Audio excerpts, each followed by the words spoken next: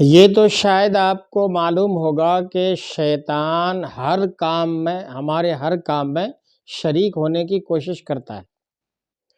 اب جب شیطان ہمارے ہر کام میں شریک ہوتا ہے تو اس کی حفاظت کا کوئی بندوبست ہونا چاہیے، کوئی ایسا طریقہ اختیار کریں کہ شیطان ہمارے کاموں میں شریک نہ ہو سکے۔ تو اس کا کیا بندوبست ہے، کیا طریقہ ہے؟ تو شریعت نے اس کا بہت بہتر طریقہ رکھا ہے کہ ہر نیک کام کے آغاز میں شروع میں بسم اللہ پڑھا جائے، ورنہ ہر کام میں شیاطین لعین شریک، ہر کام میں شیطان لعین شریک ہو جائے گا۔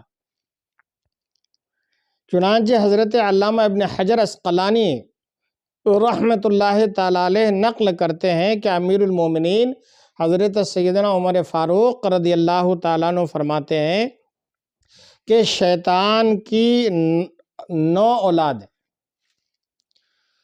اور ہر ایک کا کام الگ الگ ہے، اور نام بھی الگ الگ ہے، کام بھی الگ الگ ہے۔ چنانچہ فرماتے ہیں کہ پہلی اولاد جو ہے وہ اس کا نام ہے زلیتون، دوسری وسین، تیسری نقوس، چوتھی اعوان، پانچویں حفاف، چھٹی مرہ، ساتویں مصوت، آٹھویں واسم اور 9ویں ولہان۔ اب ان کے کام کیا کیا ہیں؟ تو نام ہوئے، کام کیا کیا کرتے ہیں یہ؟ فرماتے ہیں کہ زلیتون بازاروں میں مقرر ہے اور وہاں اپنا جھنڈا گاڑے رہتا ہے، وہاں لوگوں کے دلوں میں وسوسے پیدا کرنے کے لیے، جھوٹ فریب سے کام لینے کے لیے بازاروں میں رہتا ہے یہ، اس کا یہ بیٹا یا اس کے اولاد جو بھی آپ کہہ لو۔ وسین لوگوں کو ناگہانی آفات میں مبتلا کرنے کے لیے مقرر ہے۔ لقوس آتش پرستوں پر مقرر، جو آگ کی جو لوگ پوجا کرتے ہیں ان پر یہ مقرر ہے۔ اعوان حکمرانوں کے ساتھ ہوتا ہے۔ حفاف شرابیوں کے ساتھ ہوتا ہے، جو شراب پیتے ہیں وہ اپنا بچاؤ کریں، بسم اللہ پڑھ کر نیک کام کریں، شراب کی لت کو چھوڑیں۔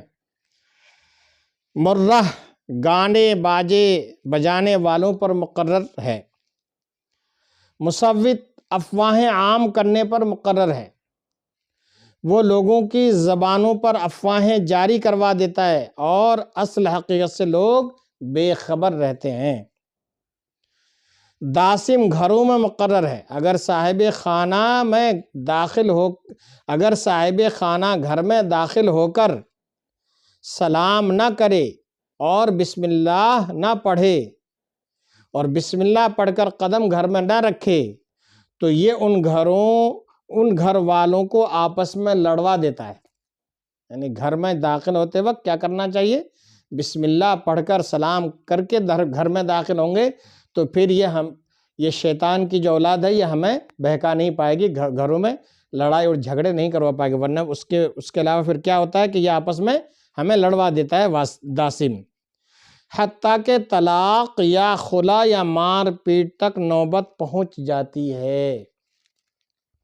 اور ولہان وضو، نماز اور دوسری عبادتوں میں وسوسے ڈالنے کے لیے مقرر ہے، لہٰذا ہر نیک کام سے پہلے، اچھے کام سے پہلے بسم اللہ پڑھنے کی خود بھی عادت ڈالیے، اپنے بچوں کو بھی ڈلوائیے، تاکہ شیطان کی ان اولادوں کی ان حرکتوں سے ہم سب محفوظ رہیں، ہمارا گھر بھی محفوظ رہے انشاءاللہ تعالی۔